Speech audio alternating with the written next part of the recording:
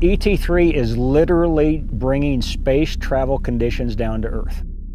If we think about it, every second of our lives, we're traveling through the evacuated environment of space. Everybody on Earth is orbiting the sun at 67,000 miles an hour.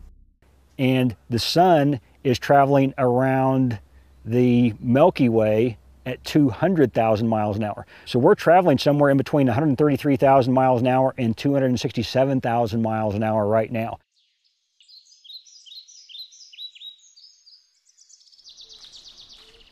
Daryl Oster is the founder of ET3, Evacuated Tube Transport Technologies, an open consortium of experts, physicists, engineers and investors who are promoting a patented, ecological and futuristic form of travel that could revolutionize global transport. The basic concept of ET3 is thousands of passenger capsules traveling down vacuum-sealed tubes using magnetic levitation.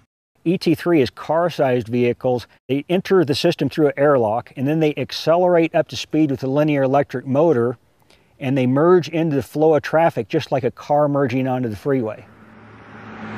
And then they can be independently routed anywhere in the system, like packets of information are routed through the internet using automation techniques. So much more reliable, much safer than travel on freeways, and much higher capacities. A single tube can have the capacity of 20 lanes of freeway traffic at 350 miles an hour. In theory, ET3 can reach speeds of up to 4,000 miles per hour, more than 5 times the speed of sound, cutting the travel time from New York to Los Angeles down to 45 minutes.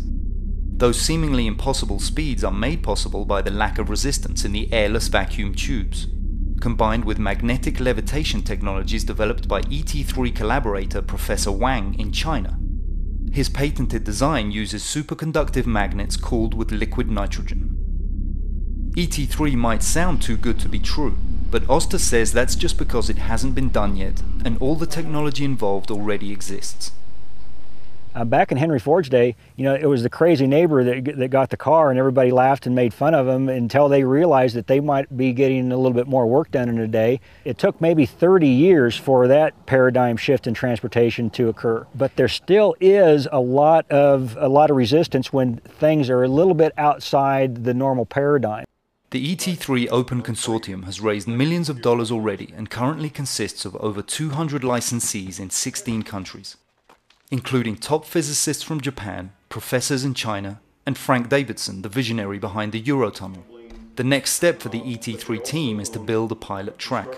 Our focus is really building that first 3 miles that can prove all of the elements necessary for evacuated tube transport.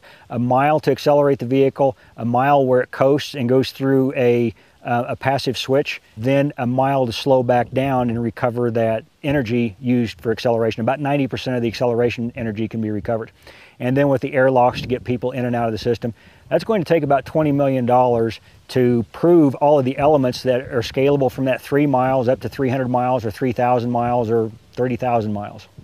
Oster and his team are in talks with various government and private agencies to develop the pilot track. Once the system is proven to work, they say it will only be a matter of time before evacuated tube travel becomes an earthly reality.